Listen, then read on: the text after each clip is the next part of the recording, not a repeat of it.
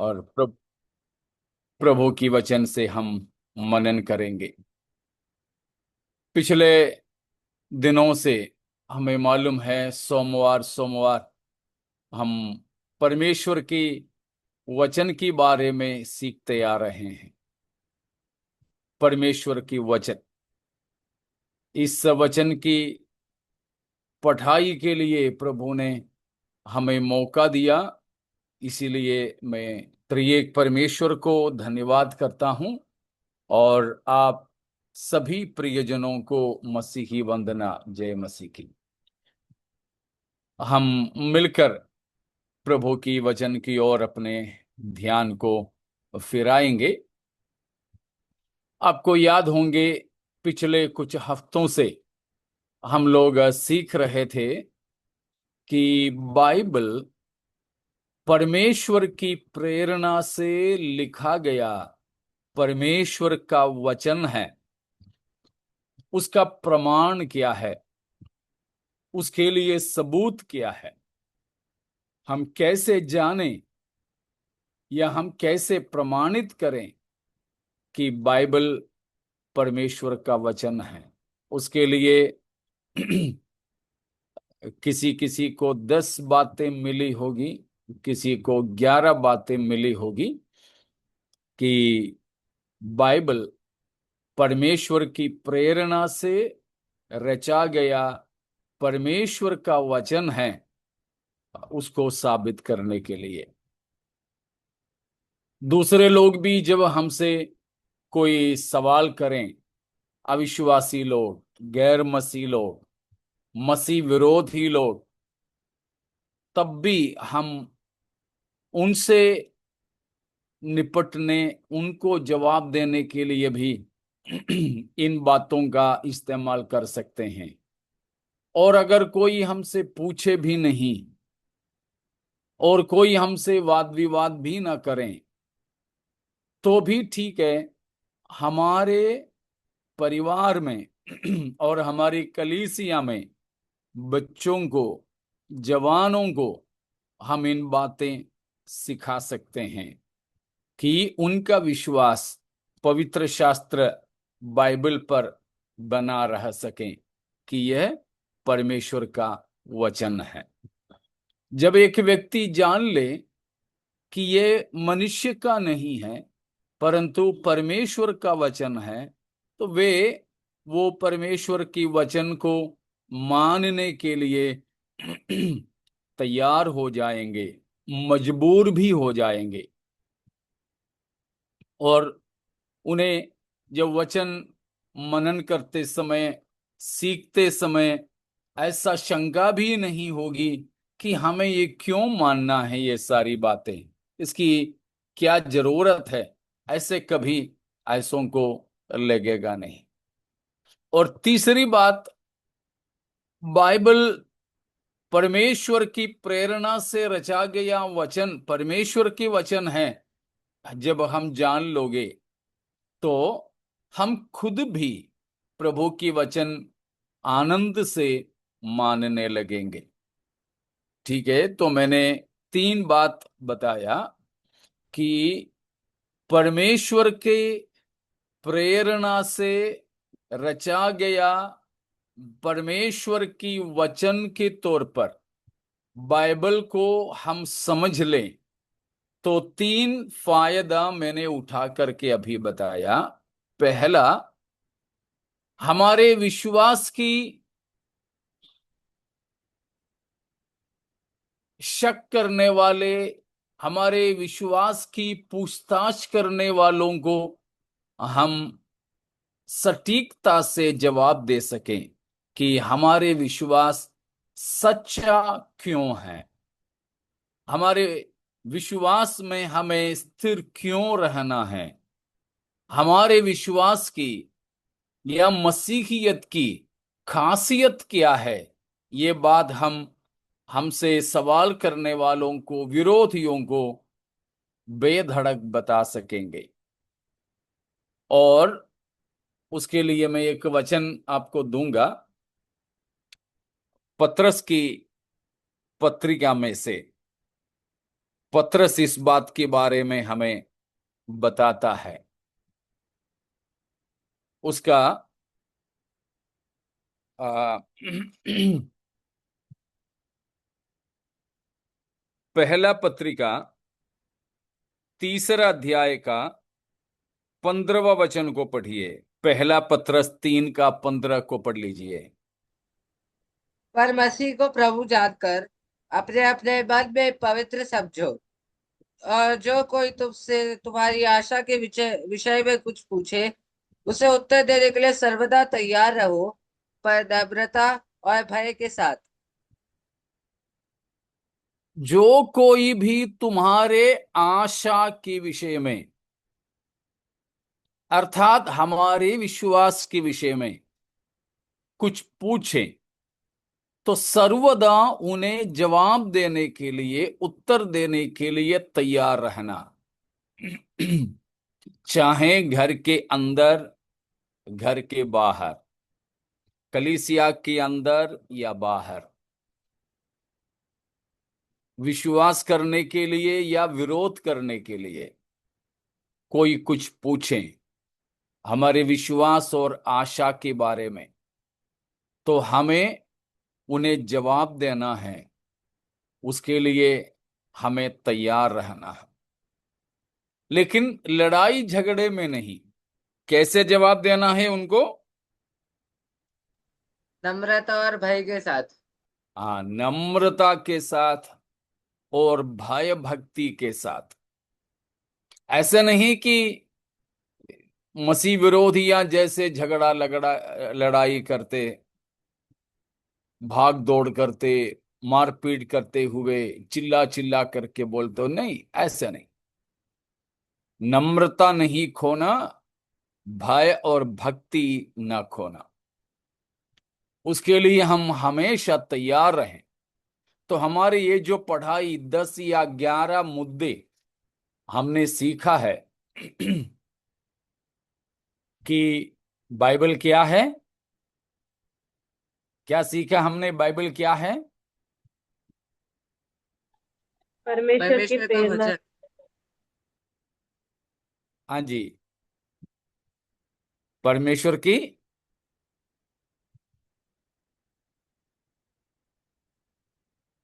वीणा बोलिए। परमेश्वर की प्रेरणा से। हाँ, रचा गया परमेश्वर की वचन है।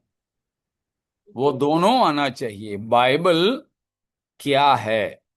परमेश्वर की प्रेरणा से रचा गया परमेश्वर का वचन है। हमने पाया कि ये मनुष्य की ओर से नहीं है, परमेश्वर का है।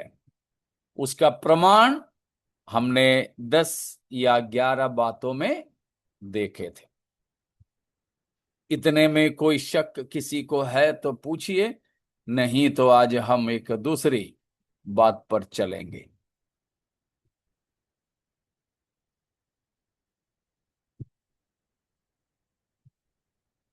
नहीं तो फिर अभी हम जो देखेंगे वो है बाइबल का परम अधिकार। बाइबल का परम अधिकार, परमेश्वर की वचन का परम अधिकार।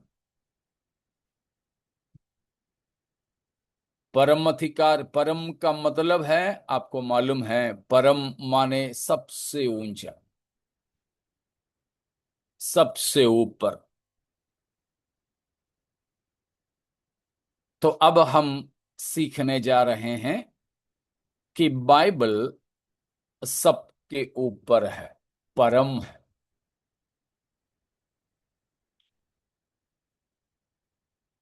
परम अधिकार है बाइबल का, supreme authority of the Bible, supreme authority of the Bible, Bible का परम अधिकार। हमने पाया कि दुनिया के सारे किताब मनुष्यों ने लिखा है। उसमें किसी किसी में जरूर ईश्वर के बारे में जिक्र होंगे और एक नैतिक जीवन जीने के लिए शिक्षाएं होंगे। ये सब है। इसीलिए लोग बोलते हैं ना, दुनिया में किसी भी धर्म शास्त्र है पढ़ो तो अच्छा मनुष्य बनने का शिक्षा देता है। ऐसा कोई किताब दुनिया में विशेषकर धर्म और ईश्वर के नाम से नहीं होंगे जिसमें हिंसा करने के लिए कहते हो या कोई बुरा करने के लिए कहते हो। हाँ, दुनिया में वैसे जो धर्मशास्त्र नहीं, ऐसा साधारण किताबें कुछ लोग लिखते हैं, पर्चियां लिखते हैं आतंक फैलाने के लिए। वो लेकिन अवैध है, गैर कानूनी है। जो वैध और कानूनी है ऐसे किताबें नहीं है जिसमें कोई अनैतिक बातें, कोई हिंसा की, कोई हत्या की, कोई अनैतिकता की, झगड़ा लड़ाई, इस तरह की कोई बातों के लिए किसी को उकसाते हो। ऐसे कोई कानूनी किताबें, ऐसे कोई वैध किताबें नहीं है।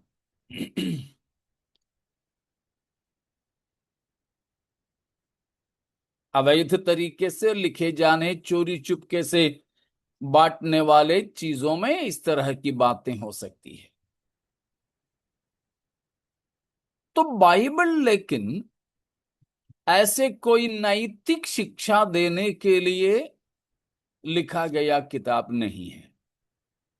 नैतिक शिक्षा का मतलब, हाँ, कैसे समाज में रहना है, प्रेम से, धार्मिकता से, अ, तो केवल उन बातों को ही बताने वाले किताब नहीं है। वो मकसद से रचा नहीं गया है बाइबल।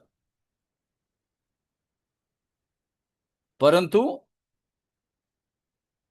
बाइबल इसीलिए रचा गया था कि परमेश्वर सृजनहारा अपनी सृष्टि से बातें करना चाहा, विशेषकर मनुष्य। सृष्टि बोलने से परमेश्वर नदी पहाड़ों से, सूरज चांद सितारों से, थल और स्थल से, वगैरह वगैरह नहीं।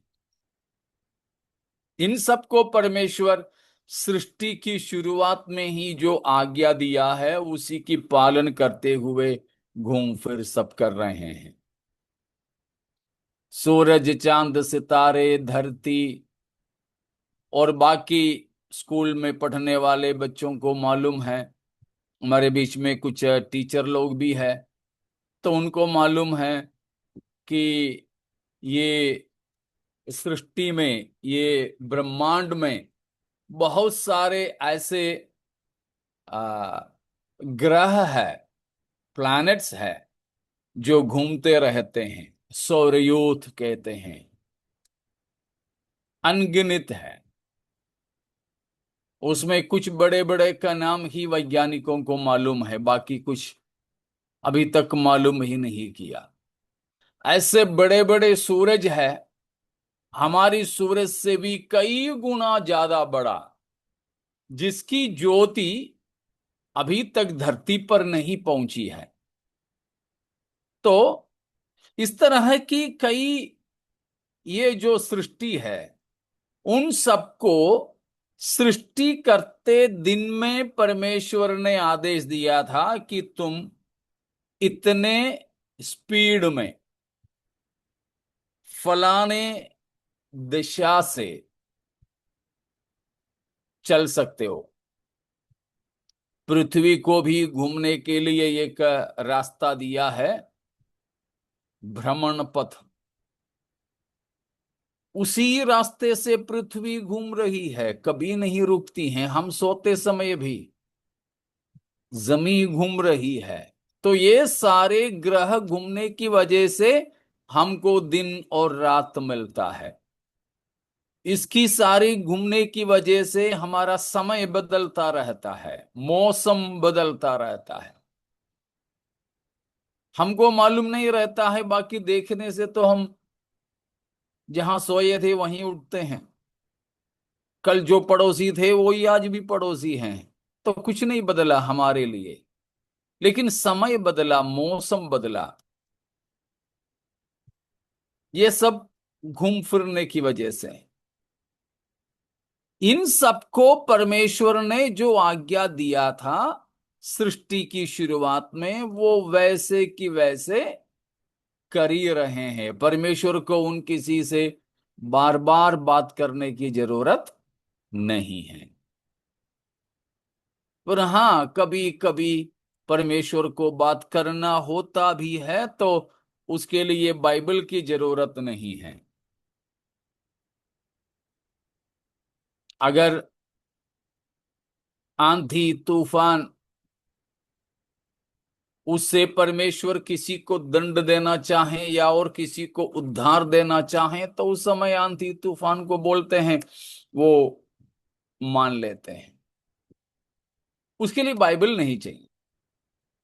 तो बाइबल परमेश्वर ने इसीलिए रचा कि वो मनुष्यों से उसकी द्वारा बातें करना चाहा, केवल मानव जाति से। तो बाइबल पशु पक्षी, पेड़ पौधों और सूरज चांद सितारों, नदी पहाड़ों के लिए नहीं है, मनुष्यों के लिए है। मनुष्यों के लिए। जब परमेश्वर अपना वचन मनुष्यों के लिए दिया तो हमारे लिए सारे चीजों के ऊपर है परमेश्वर का वचन। सब कुछ का ऊपर, बाइबल के ऊपर, परमेश्वर की वचन के ऊपर अधिकार जताने वाला कुछ भी चीज नहीं है।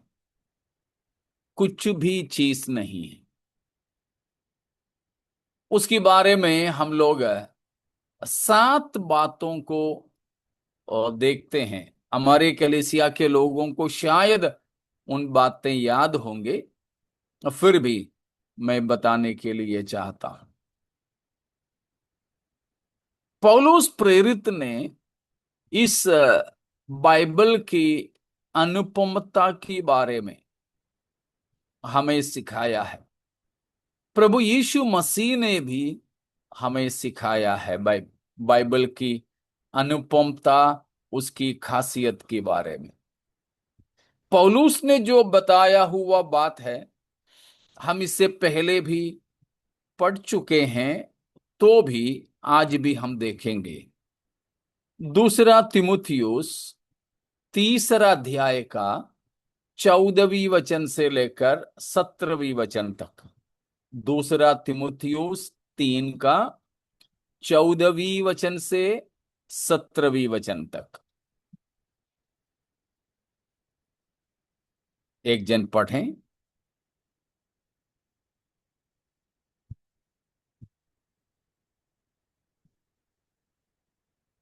नहीं मिला किसी को। परंतु इन बातों पर जो तूने सीखी है और प्रतीति की थी, यह जानकर दृढ़ बना रहे कि तूने उन्हें किन लोगों से सीखा था और बालकपन से पवित्र शास्त्र तेरा जाना हुआ है, जो तुझे मसीह पर विश्वास करने से उद्धार प्राप्त करने के लिए बुद्धिमान बना सकता है। हर 17 एक तक। पवित्र शास्त्र परमेश्वर की प्रेरणा से रचा गया है और उपदेश और समझाने और सुधारने और धर्म की है, ताकि परमेश्वर का जन सिद्ध बने और हर एक भले काम के लिए तत्पर प्रेज गॉड। पौलुस प्रेरित पवित्र शास्त्र बाइबल के बारे में बताने और सिखाने वाला एक महत्वपूर्ण भाग है। ये 2 तिमोथियुस 3 का 14वीं वचन से 17वीं वचन तक, विशेषकर उसकी 16वां वचन सबसे खास है। हर एक पवित्र शास्त्र परमेश्वर की प्रेरणा से रचा गया है और 4 विशेष काम के लिए वो लाभदायक है। वो भी हम सीख चुके हैं। पहला क्या क्या है? 4 बातें जिसके उपदेश, लिए, हाँ, पहला उपदेश, उपदेश, समझाने और जी, सुधारने और धर्म की शिक्षा के लिए लाभदायक है। लाभदायक है। ये 4 है बाइबल का विशेष कार्य या जिम्मेदारी। उपदेश देने के लिए, समझाने के लिए, सुधारने के लिए, धार्मिकता की शिक्षा के लिए। वहां हिंदी बाइबल में धर्म की शिक्षा करके लिखा है। वो कोई ईसाई धर्म, हिंदू धर्म जैसे धर्म को मत समझना। वहां धर्म का मतलब है धार्मिकता की शिक्षा। वैसे कोई मानव धर्म के बारे में नहीं लिखा है, ऐसे मत समझिएगा। धार्मिकता अंग्रेजी में भी लिखा है कि राइचियसनेस, राइचियसनेस। तो ये 4 विशेष काम के लिए बाइबल दिया गया है। बाइबल का विशेष उद्देश्य ये 4 बात है। अगर ये 4 बात पूरी करना है तो बाइबल उसका परम अधिकार के बारे में हमें सीखना, जानना जरूरी है। इसीलिए वो 7 बातें मैं आपको बताना चाहता हूं। बाइबल सुप्रीम है। The Bible is about at least these 7 things to understand the supreme authority of the Bible. The supreme authority of the Bible. Everything else is under the Bible. बाकी कुछ भी हो, सब कुछ बाइबल के नीचे हैं, बाइबल के नीचे हैं। तो 7 बातें, उसमें पहला मैं आपसे पूछना चाहूंगा, एक सवाल के तौर पर करता हूं, क्या बाइबल बड़ा है या कलीसिया बड़ी है? बाइबल। बाइबल बड़ा है।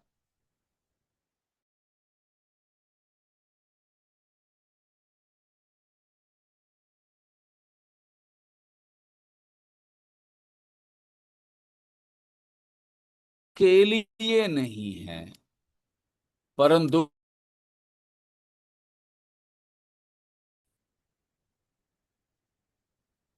कलीसिया को अधिकार नहीं कि बाइबल के कुछ फेरबदल करें, लेकिन बाइबल को अधिकार है कि कलीसिया में क्या करना है, कैसे करना है, कहने के लिए। तो इसीलिए जो 7 बातें हैं जो बाइबल के अंतर्गत में है या बाइबल की परम अधिकार को प्रस्तुत करने वाली, उसमें से पहला है कलीसिया। अर्थात बाइबल कलीसिया के अतीत है। बाइबल कलीसिया से भी परम है। बाइबल कलीसिया से भी बढ़कर है। अधिकार कलीसिया से भी ज्यादा बाइबल को है। बाइबल और कलीसिया के अधिकार की तुलना करोगे तो ज्यादा अधिकार किसको है? बाइबल को। बाइबल को है। जी हाँ, बाइबल को है। मैंने शायद आप लोगों को बताया था, तो भी एक और बार मैं बताना चाहूंगा। ये समुद्र से मिला हुआ एक चीज है, समुद्र से जुड़ा हुआ एक चीज है।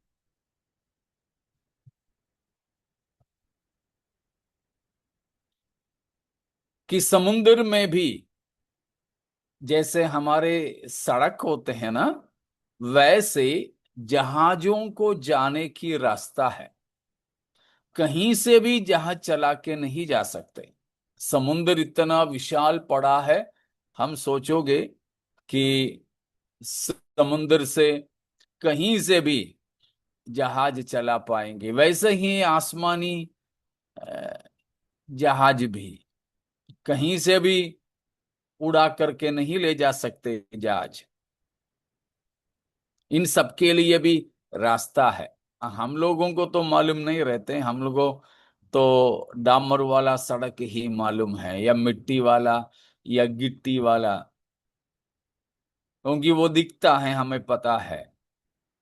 हम कोई भी हवाई जहाज उड़ाने वाले पायलट भी नहीं हैं, और पानी वाले जहाज चलाने वाले कप्तान लोग भी नहीं, तो हमें उनके बारे में ज्यादा मालूम नहीं। लेकिन ये जान लीजिए कि समुद्र से भी जहाजों को जाने की रास्ता है।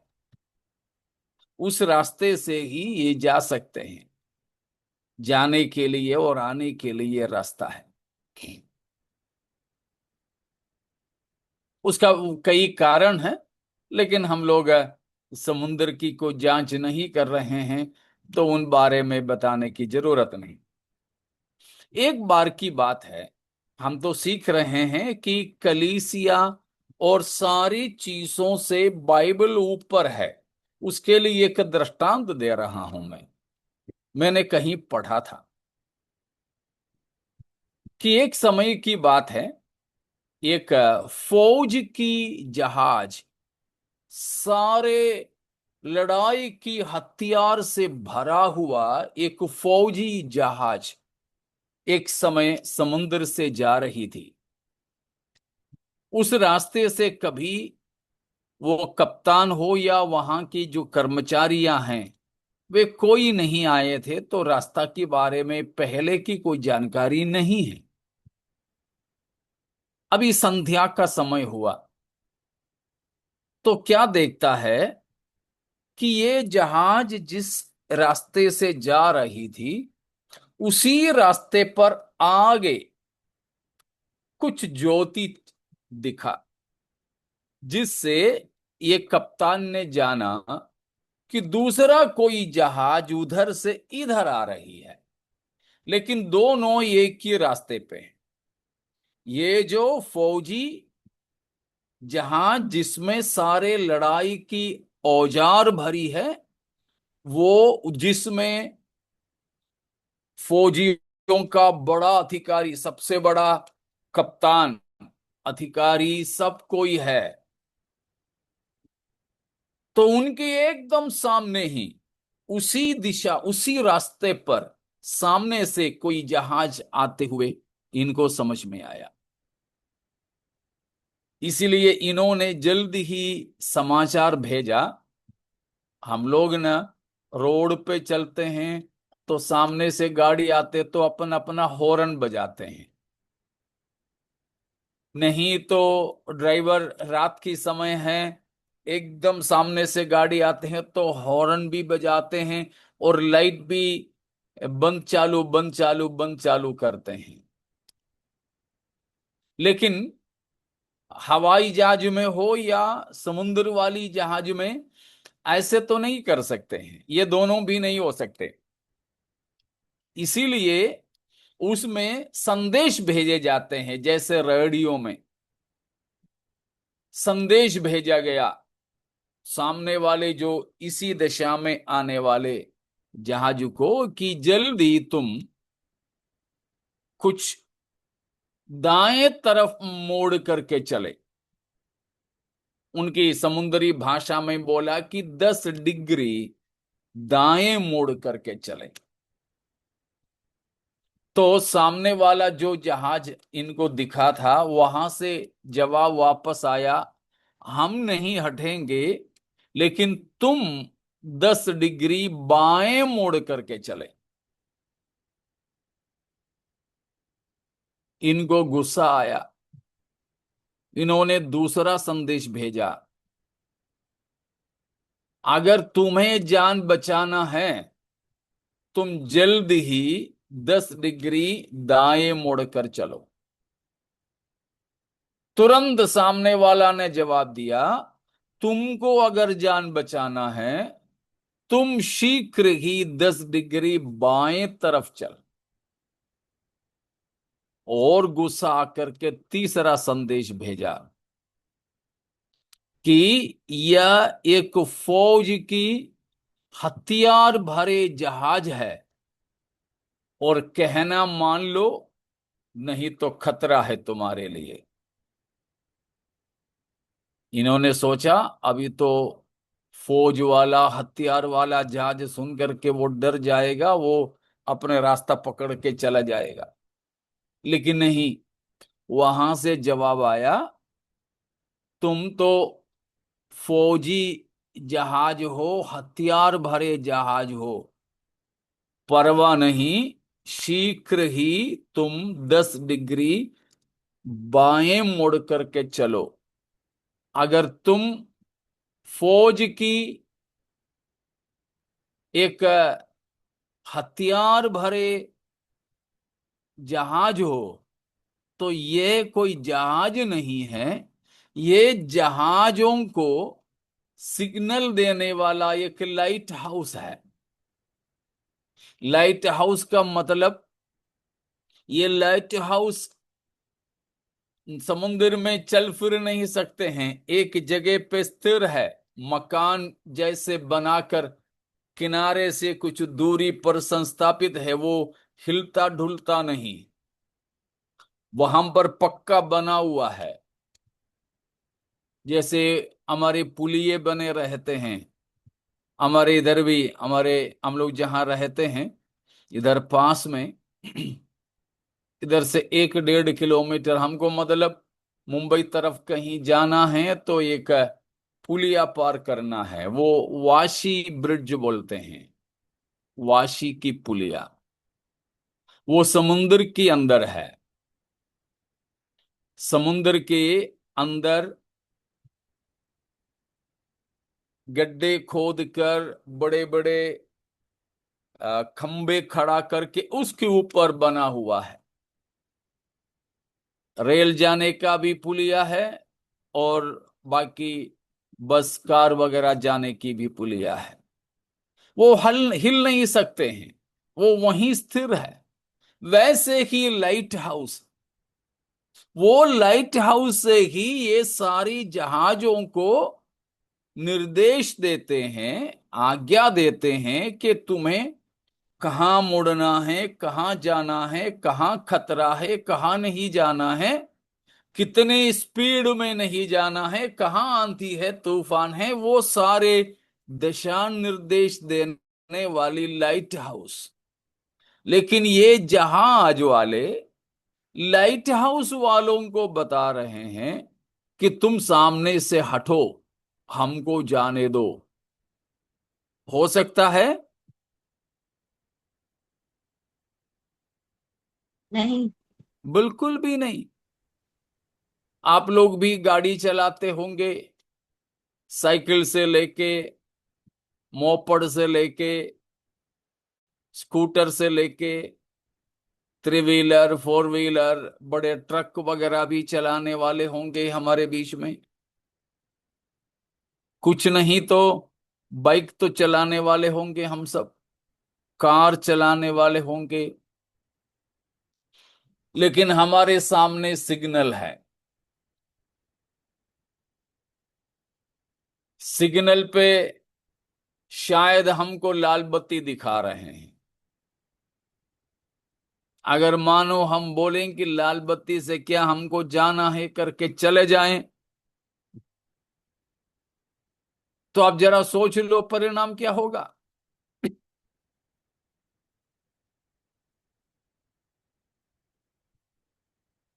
पहली बार हम लोग यहाँ वाशी, जहां हम लोग रहते हैं, यहाँ आए थे, उस समय में और कहीं रहता था। यहाँ प्रार्थना शुरू कर रहा था उस समय में, पहला शायद संडे को मैं आया था इधर। आके प्रार्थना चलाकर हमारी इस मंडली की शुरुआत थी। हम लोग वापस जा रहे थे। हमारे बड़ा बेटा गाड़ी चला रहा था। एक सिग्नल पे आए, हमको बाएं लेफ्ट मुड़ना था। तो लेफ्ट तो बिना सिग्नल के भी जा सकते हैं सोचकर हमने जैसे लेफ्ट लिया, हवलदार ने रोक दिया, हमारी गाड़ी की फोटो ली। उसके बाद मैं उतरने वाला था, तब तक बोला नहीं नहीं उतरो मत, चले जाओ। हमने सोचा हमको छोड़ दिया, लेकिन गियर चेंज करने से पहले ही हमको मैसेज आया। उस समय तो सिग्नल तोड़ने के लिए 200 रुपया फाइन था। मोबाइल पे मैसेज आया, 200 रुपया फाइन मारा तुम्हें, सिग्नल तोड़ा। देखो, हम कहें मुझे गाड़ी चलाना है, इस सिग्नल लाइट को हटा दो, मुझे इधर से जल्दी जाना है और खंबे को निकाल दो, नहीं हो सकता है। सिग्नल हमको जो बोलेगा हमें वही मानना है। तो कलीसिया इस जहाज की समान है। कलीसिया को कैसे चलना है, कैसे नहीं, इन सारी चीजों का आदेश देने वाला सिग्नल, लाइट हाउस परमेश्वर का वचन है। ये जहाज, कलीसिया रूपी जहाज, वचन रूपी लाइट हाउस को आदेश नहीं दे सकते तुम सामने से हटो, मुझे जाने दो, बिल्कुल भी नहीं। तो प्यारो, कलीसिया को वचन के अंतर्गत में रहना चाहिए।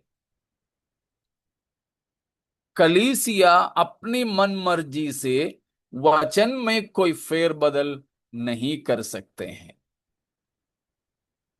कलीसिया के हर एक सदस्य को व्यक्तिगत तौर पर, परिवार के तौर पर और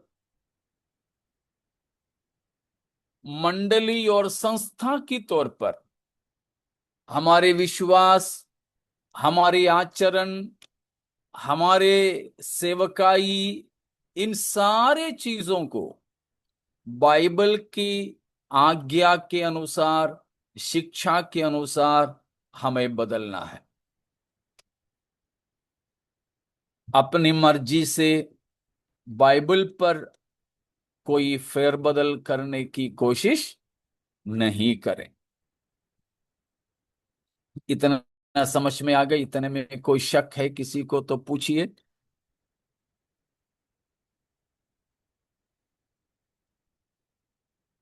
नहीं कुछ? तो कलीसिया के ऊपर है परमेश्वर की वचन का स्थान, ठीक है? परमेश्वर की कलीसिया के ऊपर है। इसीलिए हम प्रकाशित वाक्य की भी हम लोग अध्ययन करते हैं। मंगलवार मंगलवार हम कर रहे हैं, उसमें हमने क्या पाया? कलीसियाओं को परमेश्वर आदेश दे रहा है, तुमको कैसे करना है, कैसे रहना है करके। ठीक है, उसमें देखिए इफिसियों पहला अध्याय का 22वां वचन, इफिसियों 1 का 22।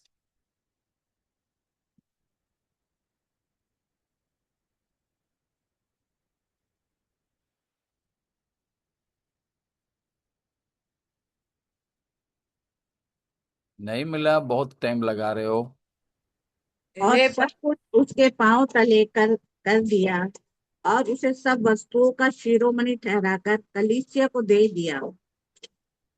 प्रभु यीशु मसीह कलीसिया का सिर है या शिरोमणि है। Christ is the head of the church. प्रभु यीशु मसीह, मसीह को हम जानते हैं, हमने इससे पहले सीखे थे, प्रभु यीशु देहधारी वचन है, देहधारी वचन। हमें मालूम है, हमें भी तो है ना सिर, बिना सिर वाले तो कोई नहीं बैठे।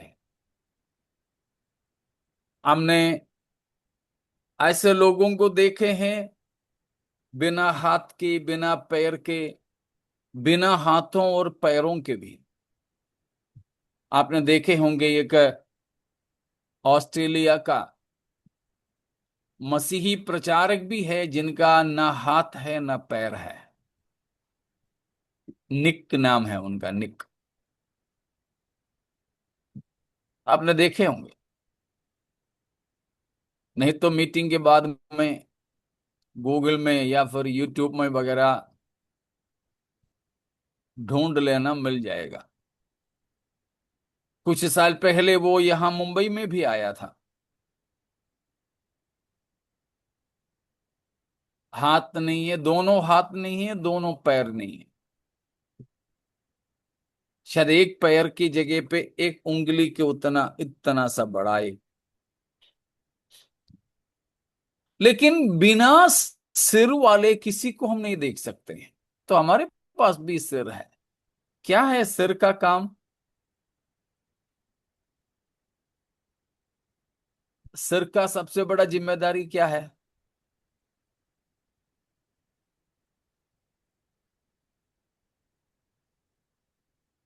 सिर का सबसे खास बात है दिमाग, आंख, ब्रेन जो नाक, पूरे बॉडी को मुंह। चलाता है। हाँ, पूरे शरीर को आदेश दे करके यही चलाता है, यही चलाता है। कहीं खुजली पड़ा तो ये आदेश देगा उंगली को, जा खुजा। नींद की बीच में भी मच्छर ने काटा, दिमाग ने आज्ञा दिया हाथ को, गहरे नींद में भी वो हाथ सीधे जाकर के मच्छर को भगा देते। तो सिर का मतलब दिमाग, ब्रेन, सब कुछ का कंट्रोलर है ये, सब कुछ का नियंत्रण यही करता है। अगर ऐसा है, यीशु मसीह कलीसिया की शिरोमणि है, तो उसका मतलब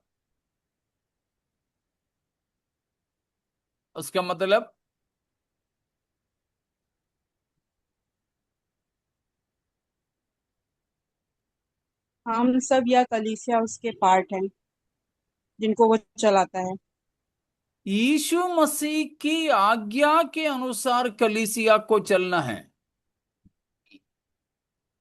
मसीह की आदेशानुसार कलीसिया को चलना है।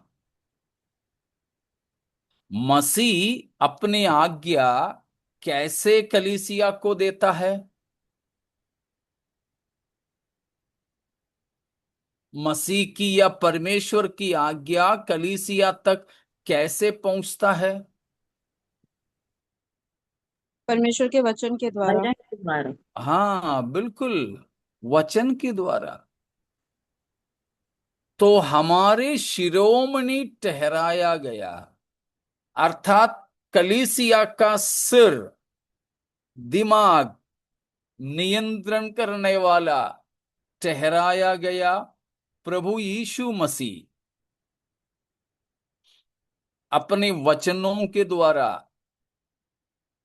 कलीसिया को आदेश देता है, नियंत्रित करता है। तो वचन कलीसिया के ऊपर है। और भी आपको पढ़ के देखने के लिए, अभी पढ़ेंगे नहीं समय बचाने के लिए, लेकिन आगे पढ़ के देखने के लिए कुछ और वचनों को मैं देता हूं। इफिसियों ही 2 का 19 और 20, इफिसियों ही 2 19 और 20, और 4 का 15 और 16, 4 का 15 और 16, इफिसियों 4 का 15 16। इफिसियों ही 5 का 23 से 30 तक, इफिसियों ही 5 की 23 से 30 तक। कुलुसियों 1 का 18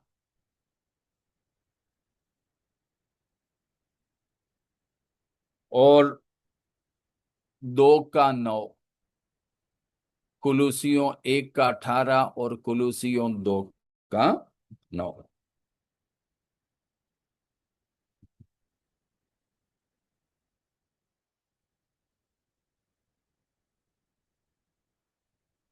तो हमें मालूम है कि कलीसिया ने यीशु मसीह को पैदा नहीं किया, परंतु मसीह के द्वारा कलीसिया की जन्म हुआ। कलीसिया के द्वारा मसीह का जन्म नहीं हुआ, परंतु मसीह के द्वारा कलीसिया उत्पन्न हुई।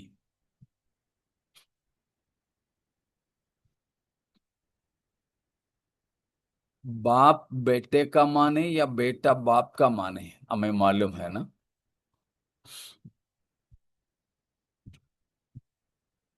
तो कलीसिया यीशु मसीह के द्वारा उत्पन्न होने के कारण और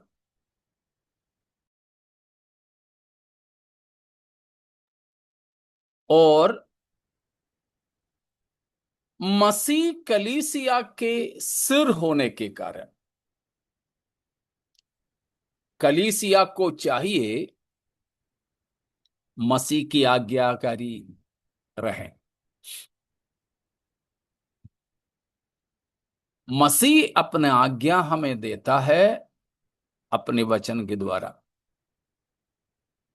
इसीलिए कलीसिया के भी ऊपर है वचन का स्थान। वो हम प्रकाशित वाक्य 2 और 3 अध्याय में देख सकते हैं, जहां पर मसीह सातों कलीसिया को आज्ञा दिया है, सातों कलीसिया को वायदा किया है, 7 में से 5 कलीसिया को चेतावनी दिया है, सातों कलीसिया को मसीह शिरोमणि के तौर पर चुनौती दिया है। तो इन सारी चीजों से हम समझते हैं कि कलीसिया बड़ी की परमेश्वर की वचन बाइबल बाइबल बाइबल हमने 2 तिमुथियुस 4 में 3 में 3 का 16 17 में देखे भी है। कलीसिया की उपदेश, समझाना, सुधारना, धार्मिकता की शिक्षा, इन सारे चीजों के लिए परमेश्वर अपना वचन हमें दिया हुआ है। इतने में कोई शक अगर किसी को हो तो पूछिए।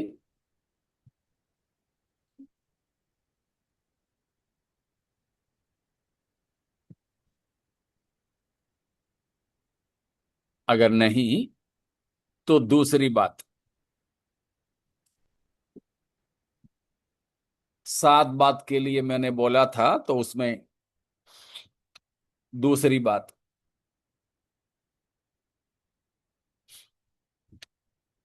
वो है परमेश्वर की वचन। परमेश्वर की वचन हमारे बुद्धि से परे हैं। हमारे बुद्धि से परे हैं।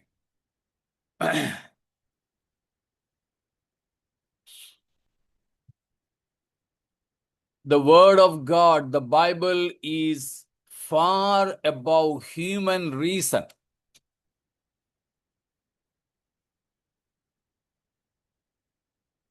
Human reason.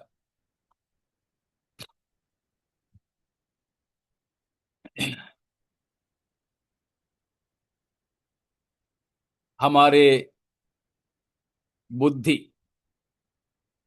हमारे तर्क, परमेश्वर की वचन हमारे तर्क से, हमारे बुद्धि से परे हैं। कई चीजें बाइबल जो बताते हैं शायद हमारे बुद्धि में, हमारे तर्क के सामने सही नहीं उतरता होगा। हमारे तर्क, हमारी बुद्धि गलत हो सकती है, लेकिन बाइबल नहीं। फिर से बताता हूं, human reason can be wrong,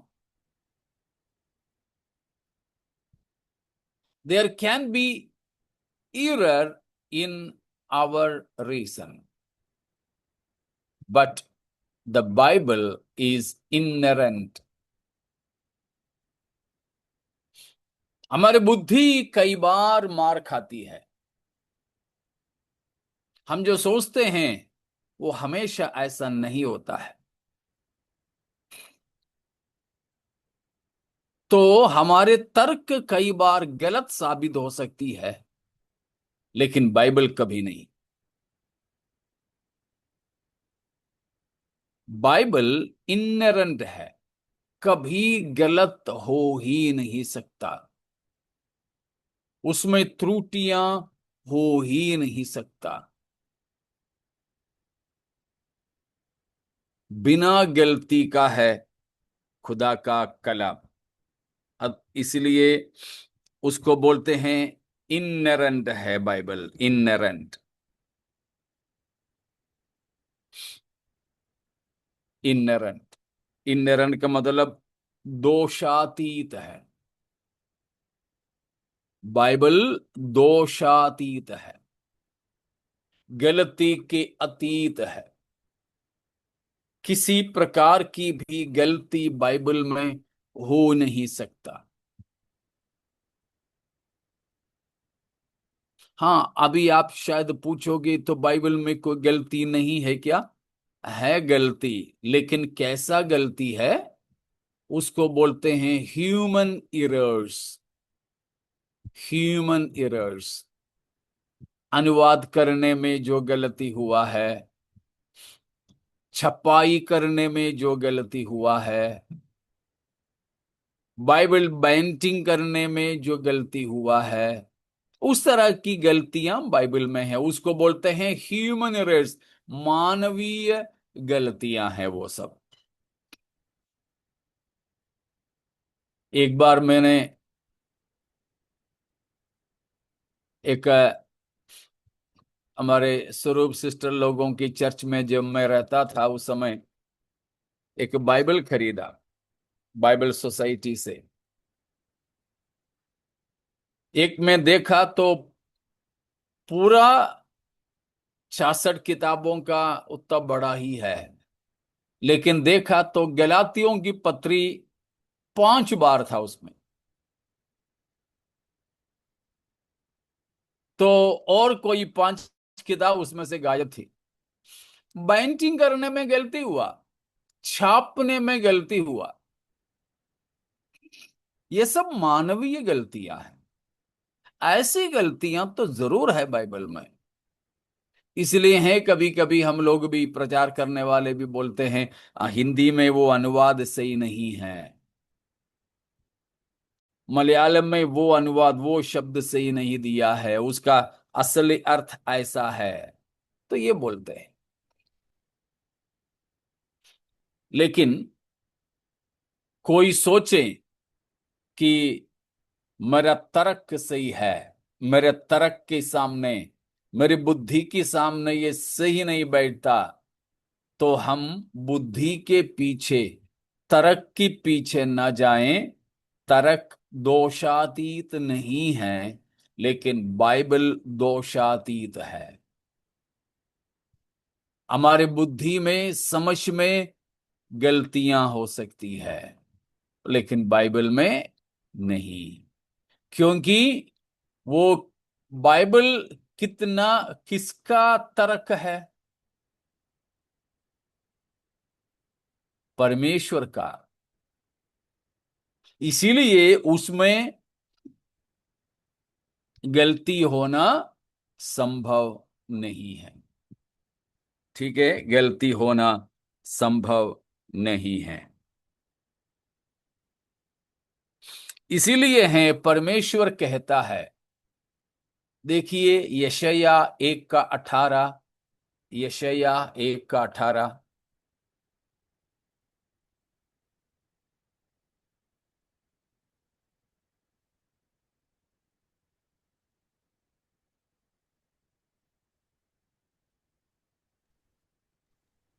यहोवा ये कहता है, कहता है, आओ हम आपस में वाद विवाद करें।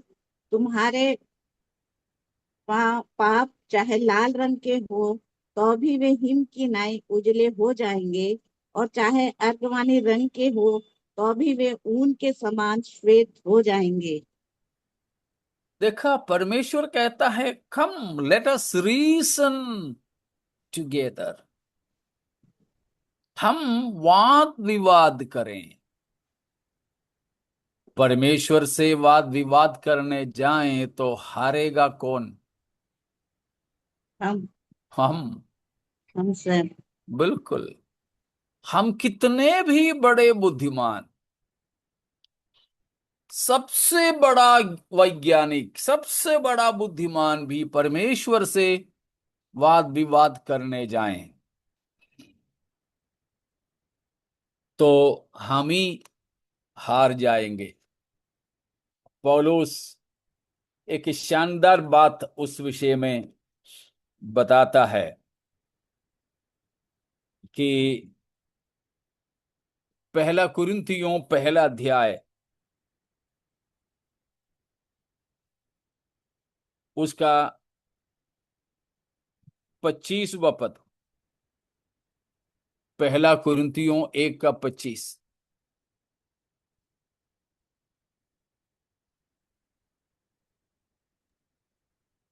क्योंकि परमेश्वर की मूर्खता मनुष्यों के ज्ञान से ज्ञानवान है, और परमेश्वर की निर्बलता मनुष्यों के बल से बहुत बलवान है। हाँ हाँ, मुझे बहुत मजा आता है इस वचन में। परमेश्वर की मूर्खता मनुष्य की ज्ञान से ज्ञान से भी ज्ञान ज्ञानवान है, और परमेश्वर की निर्बलता निर्बलता मनुष्यों के बल से बहुत बलवान है। बलवान है। हम उसकी पहला हिस्सा ही लेंगे फिलहाल। अगर मानो कोई बोले कि परमेश्वर भी मूर्ख है, ठीक है, हम मान लेते हैं परमेश्वर में भी मूर्खता है, नहीं है, लेकिन वाद विवाद में हम किसी की बात को मानते हैं कि ठीक है भाई, तुमने जो कहा परमेश्वर में भी मूर्खता है। लेकिन अगर ऐसा हो भी तो भी वो हमारे ज्ञान से भी ज्ञानवान है। हम्म।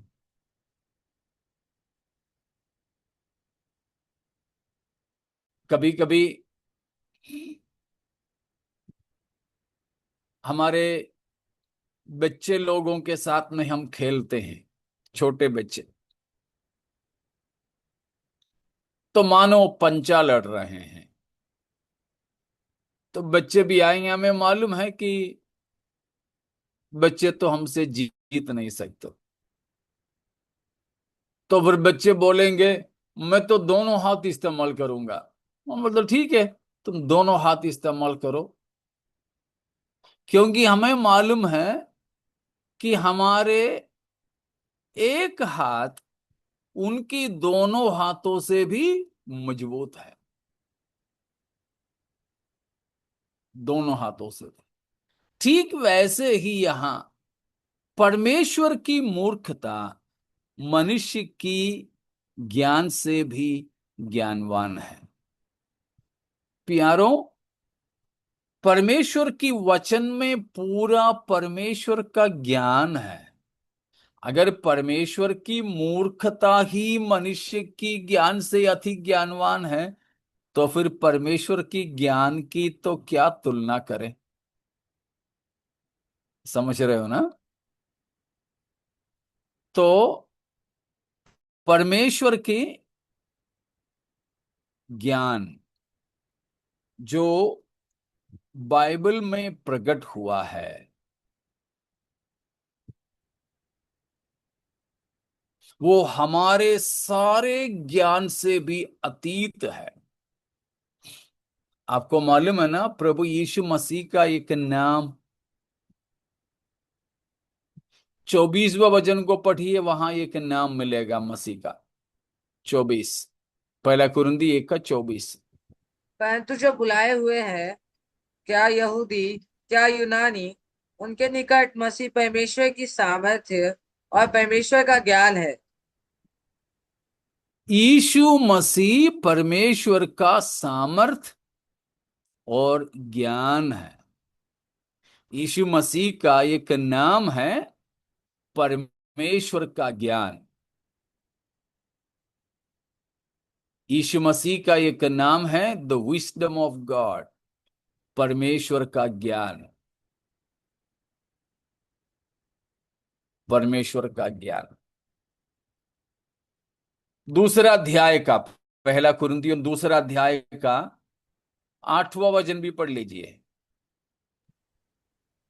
जिसे इस संसार के हाकिमों में से किसी ने नहीं जाना, क्योंकि यदि वे जानते तो जे तुम तेजोमय प्रभु को क्रूस पर न चढ़ाते। 7 भी पढ़ लो बेटा, 7 भी। परंतु हम परमेश्वर का वह गुप्त ज्ञान वेद की रीति पर बताते हैं, जिसे परमेश्वर ने सनातन से हमारी महिमा के लिए ठहराया। देखा, वहां पर यीशु मसीह के लिए दिया हुआ एक नाम है परमेश्वर का गुप्त ज्ञान, the hidden wisdom of God. Yeshu Masih के लिए पहला कुरिन्थियों 1 का 24 में दिया नाम है परमेश्वर का ज्ञान। पहला कुरिन्थियों 2 का 7 में, वैसे वो 6 से 9 तक की आयत है, ठीक है, उसमें 7वां पद में हमने देखा यीशु मसीह का नाम है, क्या है? परमेश्वर का ज्ञान। परमेश्वर का गुप्त ज्ञान, परमेश्वर का गुप्त ज्ञान। 1 का 24 में परमेश्वर का ज्ञान, 2 का 7 में परमेश्वर का गुप्त ज्ञान, गुप्त, छिपा हुआ, वो छुपा हुआ ज्ञान। तो इसीलिए परमेश्वर की वचन हमारे बुद्धि या हमारे तर्क से भी ज्ञानवान, तर्क से भी बड़ा है, अतीत है। ठीक है, हमारे तर्क से भी अतीत है।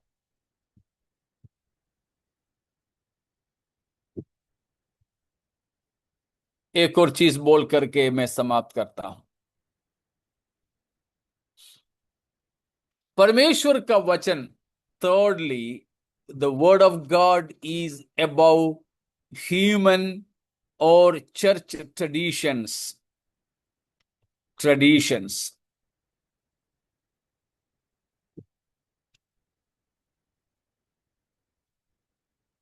मानवीय या कलीसिया के संप्रदाय या परंपराओं से वचन बड़ा है। हमारे या मानवीय या कलीसिया की संप्रदायों से, परंपराओं से प्रभु का वचन ऊपर है, अतीत है। कई बार हम लोग बोलते हैं ना, वो कुछ हमें नहीं मालूम है, लेकिन इधर तो यही चले आया है। उसका नाम है परंपरा, संप्रदाय। कोई काम करते करते करते करते करते वो उनका परंपरा बन जाता है, उनका संस्कार बन जाता है, उनकी संप्रदाय बन जाता है। लेकिन कितना भी पुराने परंपरा हो, संप्रदाय हो, कितना भी पुराने संस्कार या संस्कृति हो, परमेश्वर की वचन इन सब से भी ऊपर है। हाँ, हमारी ये परंपरा है बोलकर वचन की आज्ञा को हम तोड़ नहीं सकते, तोड़ नहीं सकते।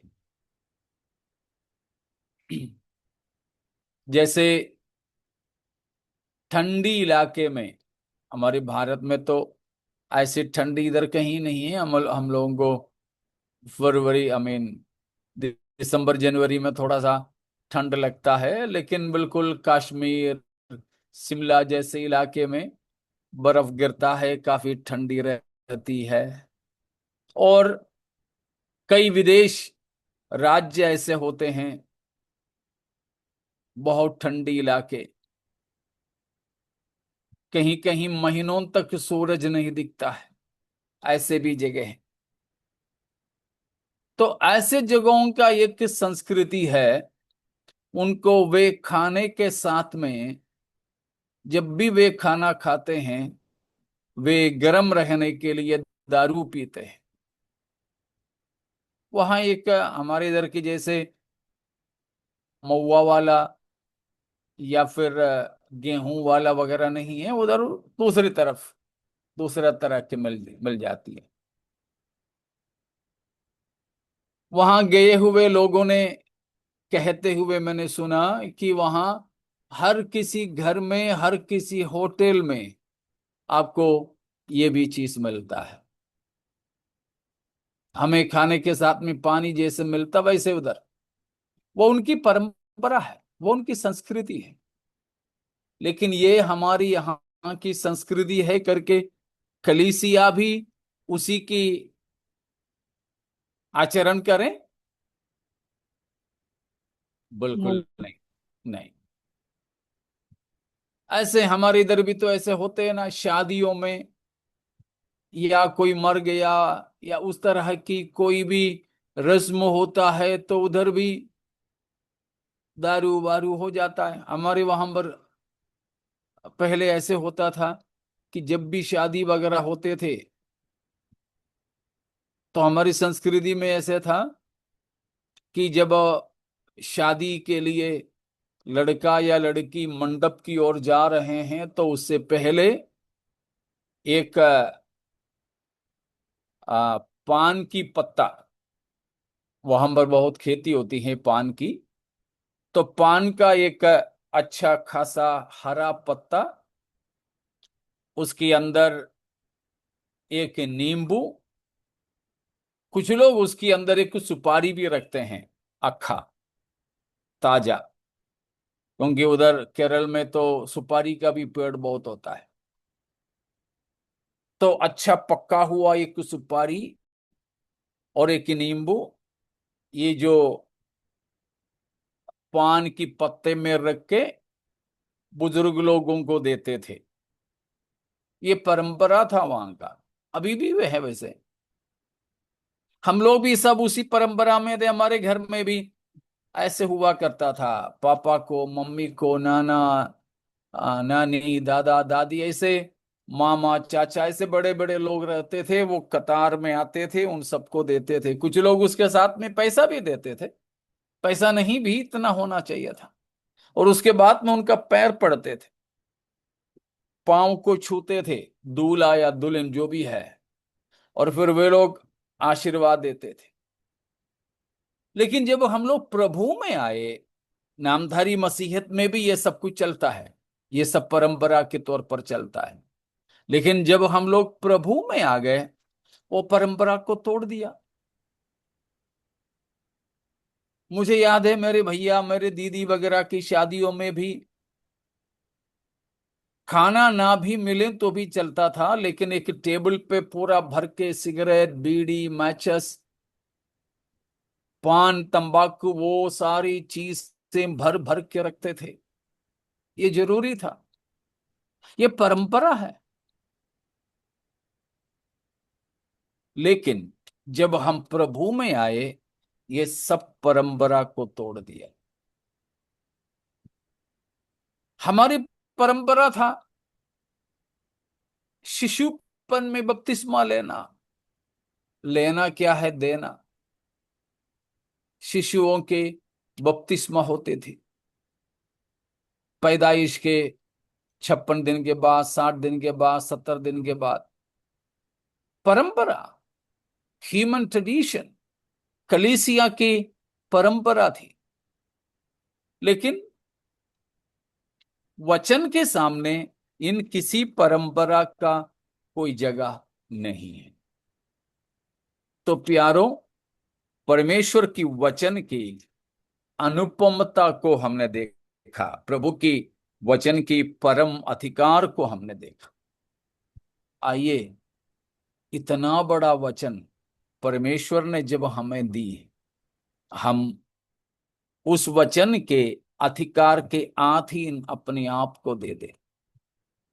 वचन का परम अधिकार हमारे ऊपर कार्यरत होने दो। आइए हम उसके लिए समर्पित करेंगे और परमेश्वर से हम प्रार्थना करेंगे।